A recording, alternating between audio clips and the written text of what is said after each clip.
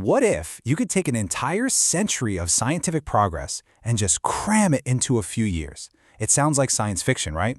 But it might be just around the corner, and it's all thanks to AI.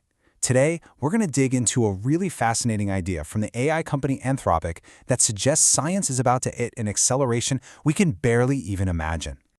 They call this concept the compressed 21st century. And the idea behind it is, well, it's simple, but it's also just staggering. What if all the progress we thought would take our entire lifetimes to see happens in just the next few years? That's the wild potential that AI is starting to unlock. And look, this isn't some far-off futuristic prediction. The very first tremors of this scientific earthquake are actually being felt in labs right now. The signs are already becoming pretty clear. And we're not talking about hypotheticals here. We're seeing AI help mathematicians discover completely new proofs. Biologists, working by themselves, can now analyze data sets with millions of cells, a task that would have taken a huge team not long ago. So this isn't just about doing things faster, it's totally changing the scale of what one person can even accomplish. So, what's really driving this incredible speed up?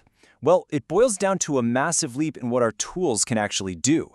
We're moving from just pure computation to something that looks a lot more like, well, cognition.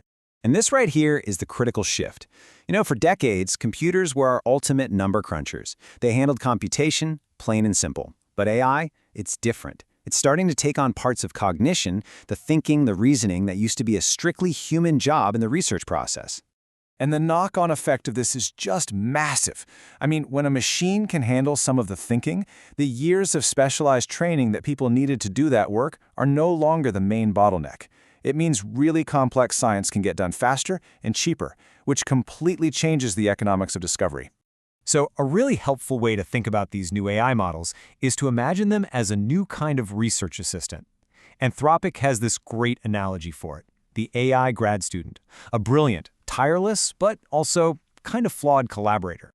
On the one hand, this AI assistant has what you could call superhuman abilities. For real, it can spot patterns a human would totally miss, analyze data at a scale we just can't wrap our heads around, and run incredibly complex analyses all by itself.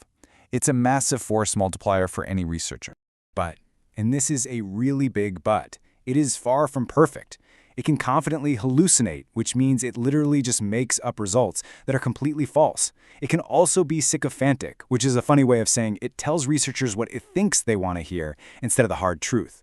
And what's really wild is that it can get totally stumped by problems a human expert would find laughably simple. So it's this powerful yet deeply unreliable partner. Fields medalist Timothy Gowers just summed up this moment perfectly. He said, "It looks as though we have entered the brief but enjoyable era where our research is greatly sped up by AI, but AI still needs us.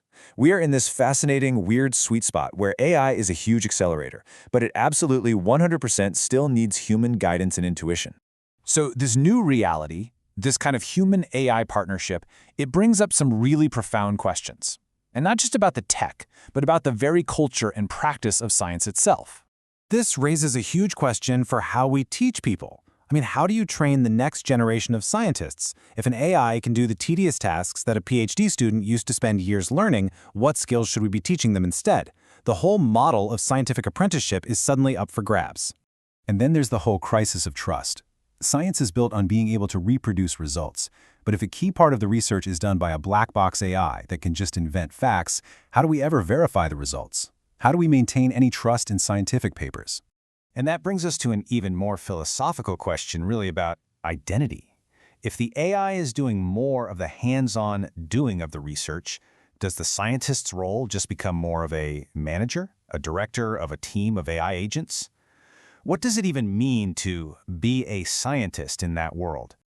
Okay, so navigating this strange and exciting new territory is obviously a huge challenge. To help guide researchers through all these questions, Anthropic is basically trying to create a map for this new world. To help researchers, and really all of us, get a handle on both the incredible upsides and the very real challenges, they've launched a new science block, and it's dedicated specifically to this intersection of AI and scientific discovery. So the blog is meant to be a super practical resource. It's broken down into 3 key areas. First, you've got features, which will be deep dives into new discoveries made with AI. Then, There's workflows, which are basically hands-on guides for scientists who want to use these tools. And finally, field notes, which will keep everyone in the loop on new tools and the biggest open questions. It's kind of like a playbook for this compressed century. And all of this leaves us with one last really fascinating question to chew on. As AI takes on more and more of the logical heavy lifting, the real bottleneck in science might shift away from pure analysis. The new frontier might become those things that are uniquely human: the creativity to ask the right questions, the intuition to sense a new path forward, and the wisdom to guide these incredibly powerful tools toward discoveries we can't even imagine yet. Thanks for joining this explainer.